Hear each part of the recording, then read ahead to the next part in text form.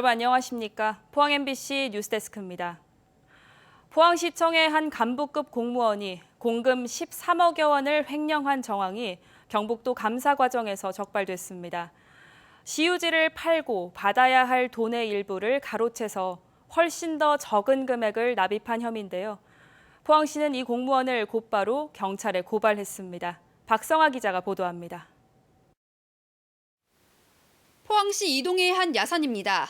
지난 2021년 포항시는 이 일대의 땅을 비롯해 시유지 8곳을 매각했습니다. 받아야 할 돈은 21억 원. 그런데 포항시의 통장에 들어온 돈은 7억 원이 적은 14억 원이었습니다. 1년 뒤인 지난해에도 포항시는 송도동 일대의 땅 17곳을 팔았습니다. 골목에는 평당 900석 줬고 요 앞에 딱 두 평 못 받은 거는 1,000만 줬다 하네요. 이번에도 이곳을 포함해 매각한 시유 재산들에 대해 포항시가 원래 받아야 할 금액보다 5억 9천여만 원이 더 적은 금액이 징수됐습니다. 경상북도의 포항시 감사 과정에서 이런 수상한 정황이 포착됐습니다. 포항시는 당시 담당자인 6급 공무원을 직위 해제하고 횡령 혐의로 경찰에 고발했습니다. 지난 2021년부터 지난해까지 2년 동안 시유지를 팔고 받아야 할 돈 가운데 13억여 원을 적게 납입해 가로챈 혐의입니다. 포항시에 따르면 이 공무원은 숫자를 잘못 입력했다며 관련 혐의를 부인하는 것으로 전해졌습니다.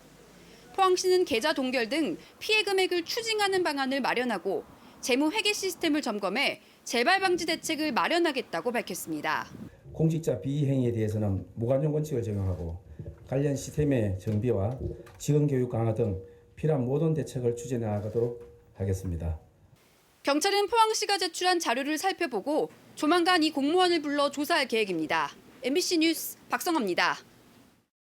포항시는 오늘 포스코 국제관에서 대한민국 2차 전지 산업 시대를 여는 특화단지의 정책 방향을 주제로 전지보국 대토론회를 열었습니다.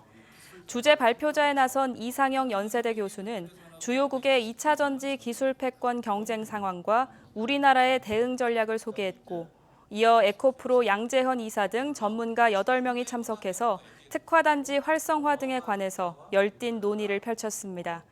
포항시는 토론회에서 전문가들이 제시한 의견을 바탕으로 기반 구축, 인력 양성, 기술 개발 등 핵심 사업의 세부 내용을 구체화할 계획입니다. 포항 앞바다에서 사람을 공격할 수 있는 청상아리가 낚시에 잡히는 특이한 광경이 카메라에 포착됐습니다. 올해 동해안에서 유난히 상어 출현이 잦은데요.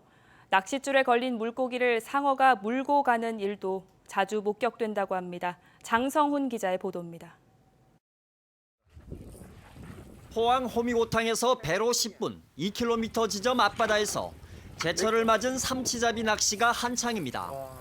그런데 갑자기 낚싯대가 부러질 정도로 휘청이기 시작합니다.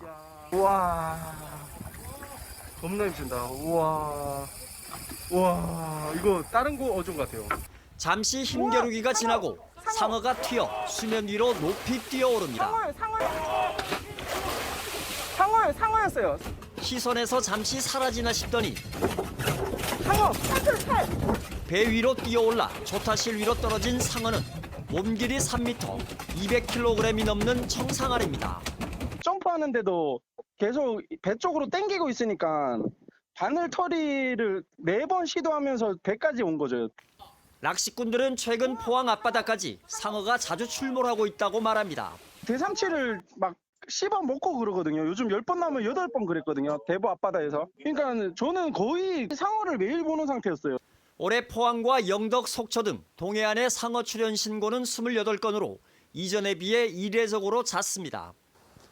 해수욕장마다 상어 퇴치용 그물망까지 설치됐습니다. 따뜻한 바다에 사는 상어가 해수 온도 상승과 먹이를 따라 동해안으로 올라오고 있는 것으로 보입니다. 상어류의 먹이 자원이 되는 삼치라든지 방어의 이동이 강원도나 포항 쪽으로 형성이 됐고 이제 먹이를 따라서 상어들도 따라오는 거죠. 우리나라에서는 지난 63년 동안 상어 공격으로 6명이 숨지고 1명이 다쳤는데 모두 서해안에서 백상아리에 의한 것이었습니다. MBC 뉴스 장성훈입니다. 경주시가 지역경제 활성화를 위해서 경주페이 캐시백 혜택을 대폭 높이기로 했습니다. 추석이 있는 9월의 경우 경주페이 캐시백 혜택을 40만 원에서 60만 원으로 올리고 다음 달부터 연말까지는 70만 원으로 높이고 캐시백 지급률은 7%로 낮춥니다. 또 온누리 상품권 사용 확대를 위해서 지류형은 130만 원 구매 한도 내 5% 할인, 모바일과 충전식 카드형은 구매 한도 180만 원 내에서 10% 할인합니다. 1세기에서 6세기 철기 시대, 한반도에 존재했던 고대 문명 가야를 대표하는 고분 유적 7곳을 묶는 가야 고분군이 세계유산에 이름을 올렸습니다.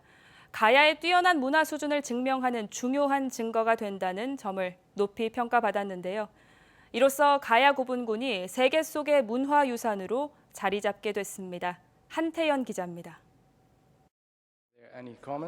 고대 문명 가야를 대표하는 고분 유적 7곳을 묶는 가야 고분군이 유네스코 세계유산이 됐습니다. 유네스코 세계유산위원회는 어제 사우디아라비아 리야드에서 열린 회의에서 가야 고분군을 세계유산 목록에 등재하기로 최종 결정했습니다. Thank you very much. Are there any comments? I see none. And therefore, I declare draft decision 45.8b.12 adopted. 동아시아 고대 문명의 다양성을 보여주는 중요한 증거가 된다는 점에서 탁월한 보편적 가치가 인정된다고 밝혔습니다. 또 가야 고분군이 주변국과 자율적이고 수평적인 독특한 체계를 유지한다고 평가했습니다. 이번에 세계유산에 이름을 올린 가야 고분군은 1에서 6세기 중반에 걸쳐 경북 고령과 경남 5곳, 전북 1곳 등에 형성된 고분군 7곳을 묶는 연속 유산입니다. 우리나라에서는 16번째, 경북에서는 6번째로 세계유산에 등재되는 쾌거입니다. 세계유산위원회는 고분군 7곳에 있는 민간 소유터를 확보해 안정적으로 보존하고 7곳의 유산을 통합 관리할 수 있는 체계를 구축할 것 등을 주문했습니다. 현지 회의에 참가한 우리나라 대표단은 세계유산으로 보존하는 데 노력하겠다고 다짐했습니다. 가야고분의 중요성을 전 세계가 인정해서 앞으로 가야고분이 전 세계가 같이 사랑하고 아끼는 인류의 문화유산으로 거듭되도록 문화재청도 열심히 후원하고 노력하겠습니다. 대표단으로 참석한 이철우 경북도지사는 3대 문화를 보유한 경북도를 세계에 더 많이 알릴 수 있는 좋은 기회라고 평가했습니다. 이것은 우리나라에서 처음 있는 일이고 세계적으로도 기록이라 할 수 있습니다. 그렇기 때문에 이 가야 문화 등재가 아주 기쁜 쾌거라 할 수 있습니다. 전국에 흩어진 가야 고분군을 한데 묶어 지난 2013년 세계유산 잠정 목록에 이름이 오른 지 10여 년 만에 일궈낸 결과입니다. 유산을 보존하고 세계에 널리 알려 관광자원으로 활용하기 위한 노력은 지금부터 시작입니다. MBC 뉴스 한태현입니다. 정부가 내년도 독도 관련 예산을 대폭 삭감한 것과 관련해 더불어민주당 경북도당은 논평을 내고 윤석열 정부가 또다시 친일 본색을 드러냈다고 비판했습니다. 민주당 경북도당은 일본 정부가 내년도 독도 홍보 예산을 3억 엔으로 늘린 반면 윤석열 정부는 독도 홍보 학술 사업 예산을 1억 3천만 원 줄였고 독도 주권 수호 예산도 25% 삭감해서 독도 수호 활동 위축을 우려했습니다. 그러면서 이철우 경북도지사에게 독도 관련 예산이 대폭 삭감된 것에 대한 입장과 대응책을 밝힐 것을 요구했습니다.